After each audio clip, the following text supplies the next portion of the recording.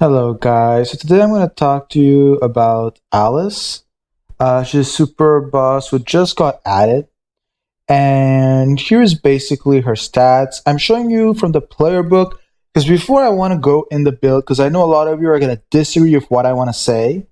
I just want to point out that if you look at her stats, her highest stat is actually power, followed by speed, vitality, and then technique.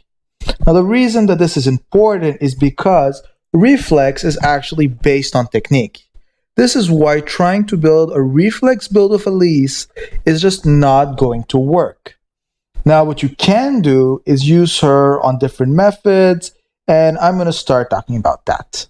So I'm going to go back to the one I own because it's always nicer when it's in your inventory and it's easier to move around. So the very first thing is if you don't have her, there are different builds you can try to run.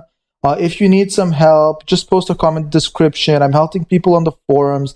And as long as you have a bunch of certain players, you can actually pull it off. It doesn't require being end game. But you will need to borrow someone's OP Vonchi.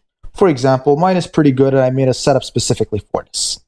Now let's get right into it. On a skill level, what does an E Alice have? First, she has decreased action speed and reflex of one enemy within the position for 8 minutes. So this skill is actually going to be great when you're in midline, decent in backline, and only good in frontline if you're running a Ravian or if you're running a Vonchi, because very often in a Vonchi line, you're actually going to be able to KO the entire line and then try to steal back from the goalkeeper. This skill will, of course, in a front line only be activated on a goalkeeper, irrelevant of who has the highest reflex. Now, this is what I would say her bread and butter and the reason why I love her. Decrease crit rate and reflex of the enemy team by 15% for 45 minutes of an action. That basically means if she moves 3 times, she has a 45% reflex debuff.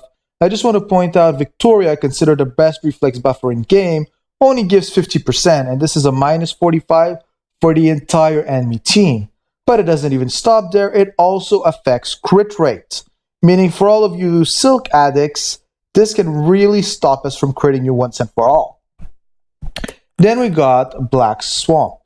So it's pretty decent. Reduce max height 20%, okay. Reflex 35 within position. So this is a position one, but I want again to point out that this is stackable with this one. So that means here we have a 45, and there we have a 35. So we're around 90% already. The thing is, if you use the active, and this is what you're going to do specifically when you're doing in COD, CO2, or anything that requires it, you can basically reduce over 100% the reflex of the opponent, who can be really cool. And then Sharp Vigor, I'm going to say this is actually cooler in backline or in frontline, especially if you're running a speed build, or if your line is good in stealing but not good in defending, is going to decrease crit rate and action speed by 20%. So where actually would you put the points? I'm going to say it completely depends on where you're placing her. Now, the very first thing is this skill will be maxed out irrelevantly of what's going on. It's just too good. No other player has a skill this OP. I think this is legendary level skill, and I can't imagine a reason why you wouldn't want it maxed out. Now, Black Swamp, I would also say maxing it out makes total sense. And then you have basically a question of move or be punished or Sharp Vigor. Now, I'm going to actually say going to Sharp Vigor makes the most sense in a front line. If you're not running Ravian, of course, that's an exception. And in backline, I would actually say maxing out the active first.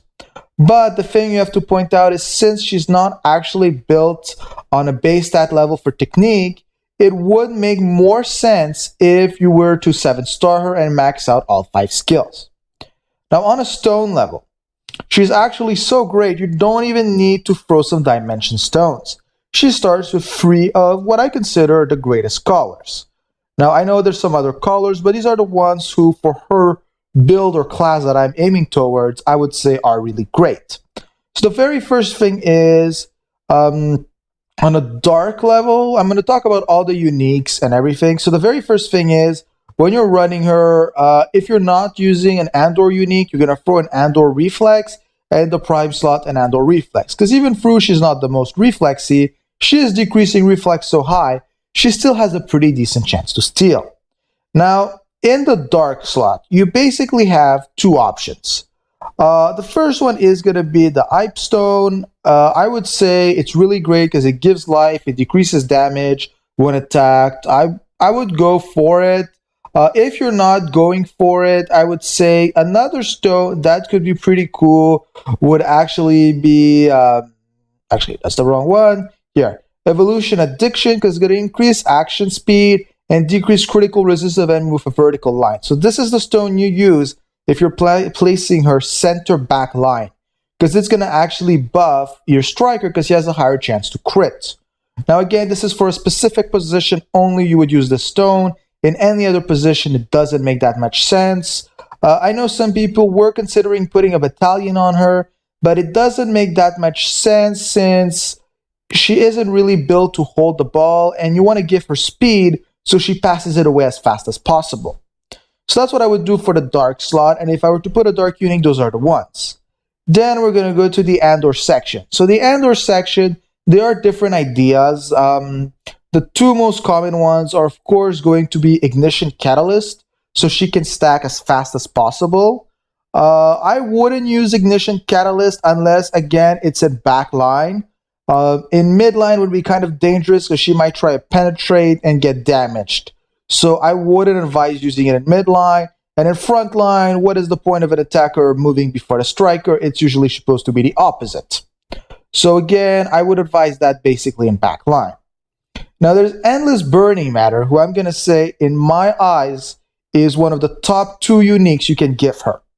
So what's really cool about it is it's going to decrease crit rate of enemy within position. Really great in backline, but also in frontline. So you can decrease crit rate of enemy within position and increase damage that they receive. I know a lot of you are running this Andor critical damage Elaine meta. So I would say put her right next to Elaine center front or put her center back, and this is just going to work beautifully because you're going to hit harder, but they have even less chance of critting. What I want to point out with her skills is basically impossible.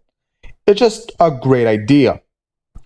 Now, on a Thunder level, if we're talking about the non-unique stones, you could go for the decreased damage because that's going to generate spirit. You could go for the actual increased defense and critical resistance. Or if you really want to put her mid, and this is only if you are putting her mid, you would actually throw a pass effect stone because it's going to increase reflex when being attacked. You got to know that unless you're throwing a speed stone, she is still pretty slow. She's not as slow as a Celestia, but it's pretty slow. Now, on a unique level in the Thunder, we're only looking at the two new ones. So there is Calm Icicle, who I'm going to say is the best stone if you throw her in midline. It's very decent in frontline. It doesn't work so well in backline. So this is more a mid or frontline kind of build.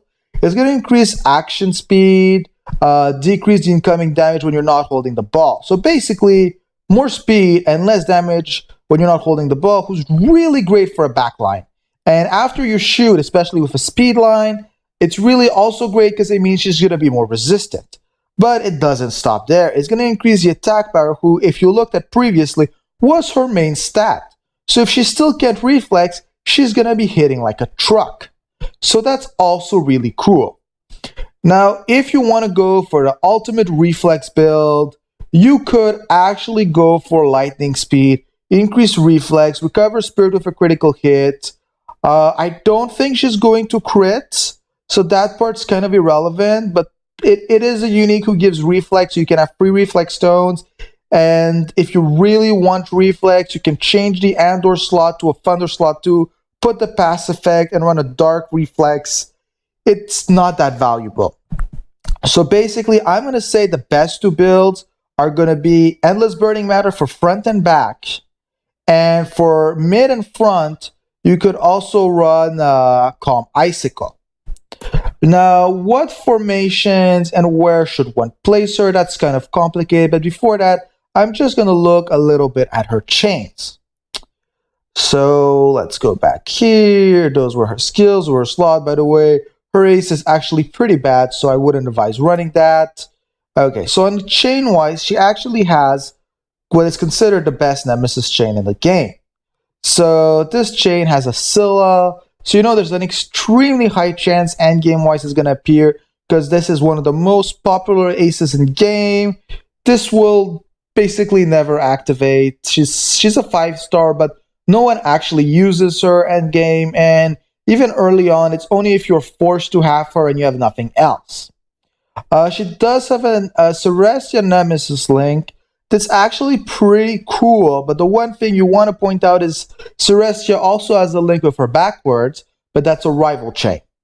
Now, again, this will require you to own a Cerestia, and if you're able to put, for example, an Alice front and a Cerestia center mid, with both of those stacking their passives who don't have the same name, so it actually works, that could make one insane reflex debuff team.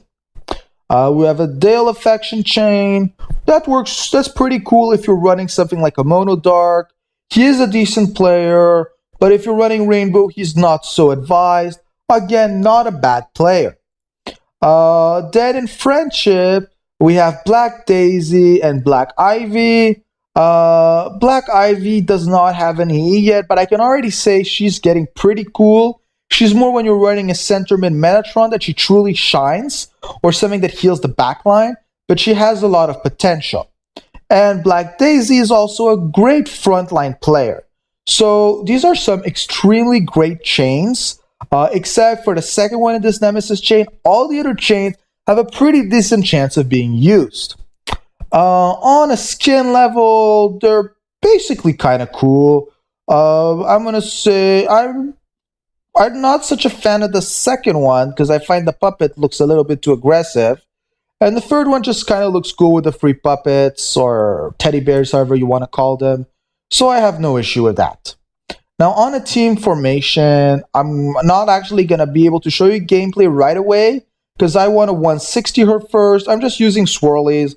So I was only able to get her up to 52 yesterday. I'll use some more today. I think I might be able to bring her up to 80 and I'll finish her next weekend.